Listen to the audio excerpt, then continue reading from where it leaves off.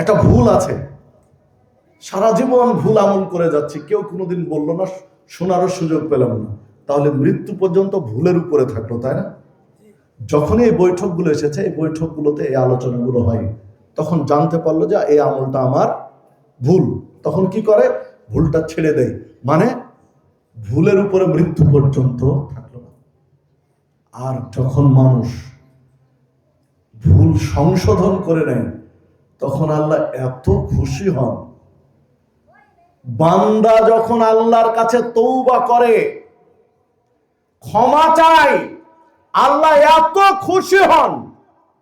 রাসূলুল্লাহ সাল্লাল্লাহু আলাইহি ওয়াসাল্লাম বলেছেন, মরুভূমিতে একজন পথিক উট নিয়ে চলে যাচ্ছে, উটের পিঠে তার রসদ, খাবার, পোশাক, পানীয় সবকিছু আছে, মরুভূমি পাড়ি দিচ্ছে, ক্লান্ত পরিশ্রান্ত শরীর, তার বাহন ক্লান্ত হয়ে গেছে, একটা গাছের ছায়া পেয়েছে, গাছের ছায়ায় বসে উটটা বসিয়ে দিয়েছে, উটের পাশে শুয়ে ঘুমিয়ে পড়েছে।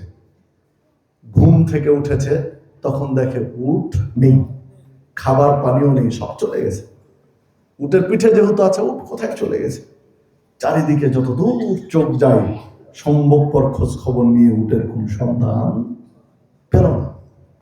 স্তর মরুভূমি, বিশাল মরুভূমি, পাড়ি কি করে দিবে? সাক্ষাৎ মৃত্যু, মনে হয় তার জীবন আর বাঁচবে না, এরকম একটা পর্যায়ে তৈরি হয়েছে। এমন অবস্থায় আবার ক্লান্ত হয়ে ঘুমিয়ে পড়েছে। ঘুম থেকে যখন জেগেছে, ঘুম ভেঙেছে, জেগে দেখে উটটা তার পাশে বসে আছে, খাবার, পানি, পোশাক সব উটের সাথে আছে। বলেন তো কেমন আনন্দ লাগবে?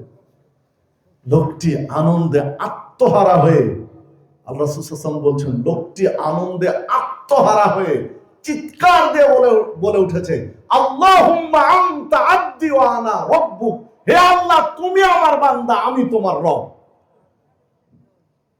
চিন্তা করেছে?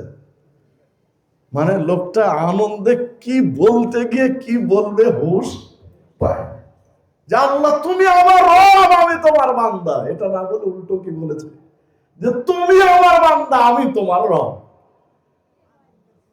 রাসূল সাল্লাল্লাহু আলাইহি ওয়াসাল্লাম বলছেন, এই লোকটা এগুলো ফিরে পেয়ে যতটা খুশি হয়, যত আনন্দিত হয়, মহান রব্বুল আলামিন বান্দা ক্ষমা চাইলে বান্দার উপরে তার চেয়ে বেশি খুশি হয়। সুবহানাল্লাহ।